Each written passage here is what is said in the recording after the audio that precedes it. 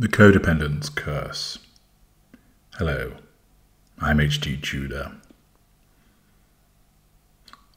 Those of you familiar with my work understand that when it comes to an analysis of human beings for the purposes of understanding their behaviors in relation to narcissism, I categorize people as narcissists, narcissistic people who are not narcissists, normals, and empaths. Those groups have similarities. They also have many differences. I regularly explain to people that certain behaviors can be engaged in by anybody from each of those groups, but there is a different driver behind the behavior dependent upon which group they belong to. With regard to the empath group, which is the preferred group for my kind, the narcissist, or more accurately for me, a narcissistic psychopath, this empath group is further divided into schools: standard, contagion, super, and codependent, along with 5 cadres.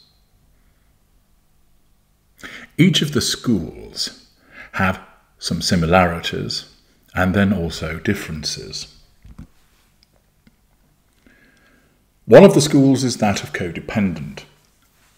Codependency can in effect have an impact upon an empathic individual in 2 ways.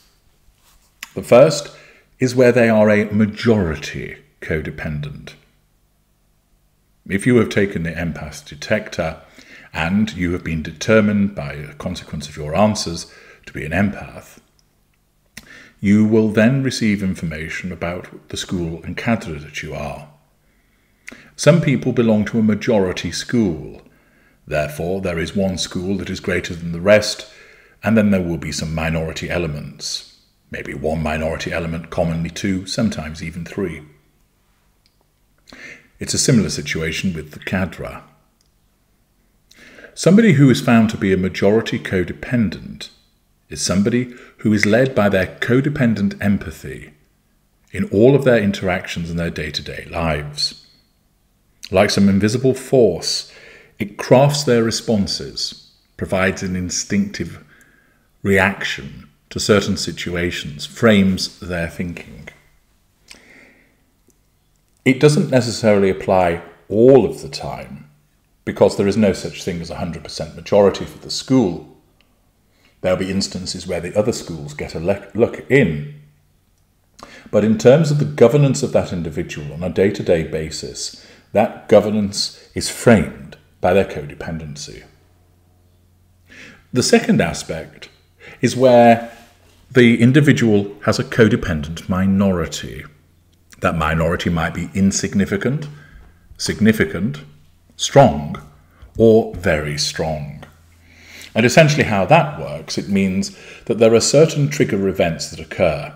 The stronger the level of codependency, the more trigger events there are, which, if and when triggered, cause the individual to shift from their majority behaviour, or governing behaviour, and behave as a codependent.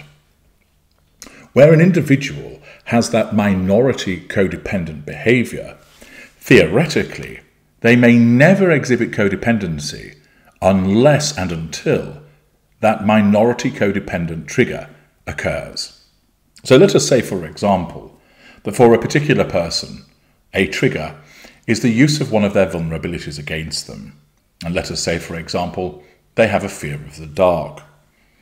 If that fear of the dark is never ever used against them, they will never act as a codependent. If somebody utilizes their fear of the dark against them, it will shift them into behaving as a codependent. The way that a codependent behaves, whether as a majority codependent or whether it has been triggered, where it is a minority codependent aspect, is one of giving. But this is just not applicable to the dynamic that the codependent has with the narcissist. It applies to other people in life. This is why codependents are found to be people pleasers. because they get definition by the giving of their own behaviours towards others. Now, all empaths give of themselves, but with the codependent, it is even greater. They find validation and definition as to who they are through the act of giving of themselves. That doesn't necessarily mean giving a present or giving money, but giving time, giving affection, giving love, giving compassion, whatever it might be. That enables the codependent to gain a sense of worth, to gain a sense of identity. And of course, the narcissist is the most effective individual for the codependent, because the narcissist is a black hole that can never be filled. The narcissist will take and take and take, enabling that codependent to give and give and give, demonstrating a slavish devotion to the narcissist. The curse of the codependent is such that one of the things that a codependent often occurs with is the necessity of being with others. With a minority codependent, this is less likely to manifest.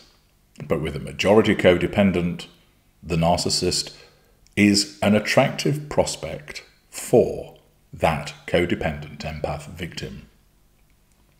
Even where the individual is being abused, their codependency causes them to prefer to stay, to feel that they can serve some useful purpose towards the narcissist, that they cannot help themselves, that they just need that help, that understanding, that compassion. It also means that the codependent will want to be in a relationship, even where there is no narcissist. Naturally, the nature of their empathic addiction is such that they're more likely to be drawn to a narcissist, but for the codependent of all the schools, they are the ones that are more likely to want to seek out and stay in some form of romantic relationship. This does not always mean that it will be with a narcissist. It could be with a non-narcissist. The codependent, in effect, feels safe when ensconced in a relationship where they can give of themselves. They can, of course, give to non-narcissists. And where they're involved in a relationship with a non-narcissist, there is nothing wrong whatsoever in them wanting to have a relationship with that person and always be in a relationship with that individual. The reason is that whilst they give of themselves, the non-narcissist that they are in the relationship with is not going to abuse them. There can, of course, be instances where they might take slight advantage of the giving nature of the codependent empath, but they're not going to abuse them because the non-narcissists are not habitual abusers. Accordingly, it is the curse of the codependent that they can enter into a relationship with someone who is a non-narcissist, give of themselves, and it be a healthy relationship for them. No relationship is truly equal. Even healthy relationships have one partner who perhaps gives more than the other, and they understand that, and they accept that. They do not mind, in effect, that they are more giving than the other person. They enjoy giving. And where it is a codependent that engages in such behaviour, they prefer to find themselves in a relationship so that they continue to give. For the codependent, it is necessary for them to ensure that that nature of giving is directed towards a non-narcissist, because it is all too easy for them, as a consequence of their addiction and emotional thinking, and, of course, that addiction taking advantage of their giving nature to drive them into a relationship with a narcissist, because the narcissist is the one who will take more and more and more. Thus, in effect, scratching the itch that the codependent has, that itch to give, to avail their generosity towards another person. But as you know, by becoming ensconced in a relationship with a narcissist, all that then happens is that the codependent is abused. Their emotional thinking climbs higher. They remain trapped within the relationship, unable to remove themselves because they feel that the relationship gives them definition. They feel guilty to move outside of the relationship because their emotional thinking causes that to happen. They will experience similar sensations in a relationship with a non-narcissist, for this is the curse of the codependent. However, it is not as problematic for them in that instance, because as I have explained earlier, the non-narcissist is not going to abuse them, is not going to cause problems for them in the way that a narcissist does. It is therefore important for codependents, especially those that are a majority, to recognise that they prefer to be in a relationship because of their codependency, and there is nothing wrong with that so long as that relationship is with a non-narcissist.